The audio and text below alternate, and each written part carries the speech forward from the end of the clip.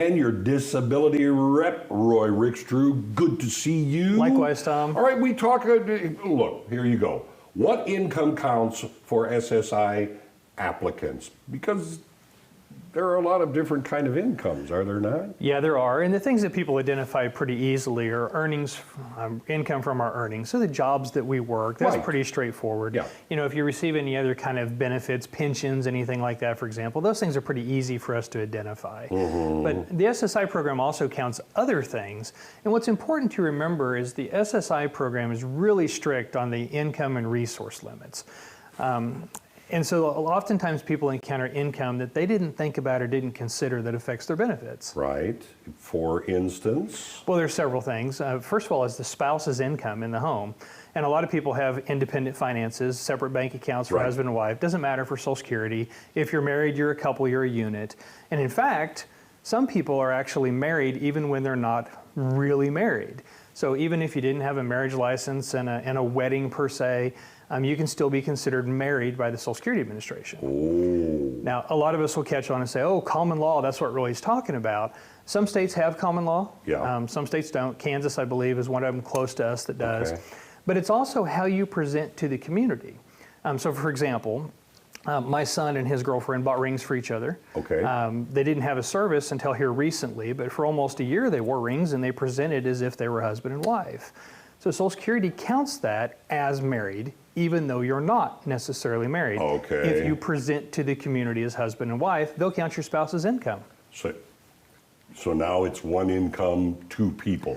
Correct. And this was actually one of the ways that Social Security handled gay marriage when it became legal. Okay. Is they looked back and they said, well, these folks have been living together as husband and husband or as wife and wife for all these years. So we treated them as married retroactively. So while it looks like that's adverse, it actually was very helpful to a lot of people in our community. Okay, all right.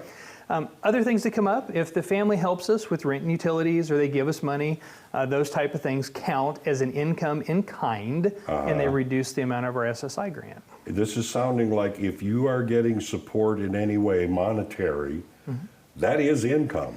Yeah, now something that is interesting is if they're loaning you money, they're running a tab, you have a balance sheet, and they expect you to repay that rent and utility assistance. Right. Social Security will treat it a little differently. But if it is a gift, it's counted as an income in kind. Okay, and you bring up gifts. I mean, you know, if I say, oh, it's a gift, I would imagine you can't just say, oh, it's a gift. Well, the thing is Social Security is happy to look at this and say, look, you're giving this money to somebody because they count it as an income. Right. Now, if it's an infrequent gift, like a birthday card or that type of thing, it's not something they can budget, and they don't count it. But a lot of people are getting help with rent and utilities, and they count that as an income. Okay. The other thing is if you're staying somewhere and the value of that rent would be $500 or $600, but you're only paying $200.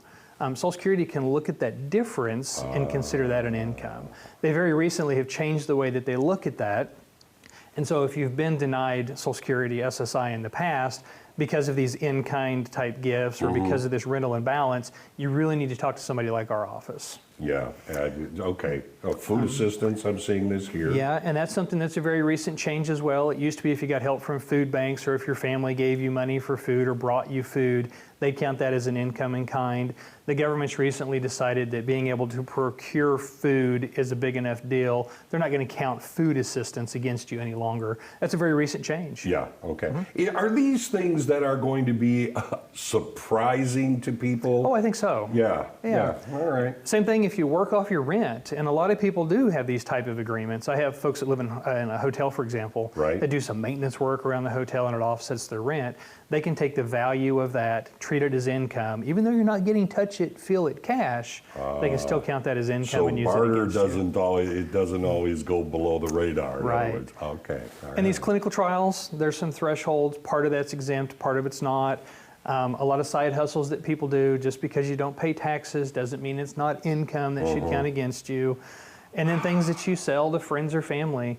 I had a coworker that made the little hair scrunchies for little girls, Yeah. and actually made quite a bit of money out of that. But that's an income as well that Social Security will have to evaluate. Then you have to offset that with your costs, expenses, and your time, of course. Well, sure, but the net proceeds from that still counts as Yes. income that's held against your grant and reduces the amount of SSI that you receive. And all of these are a reason you need to find someone like Roy Rickster there.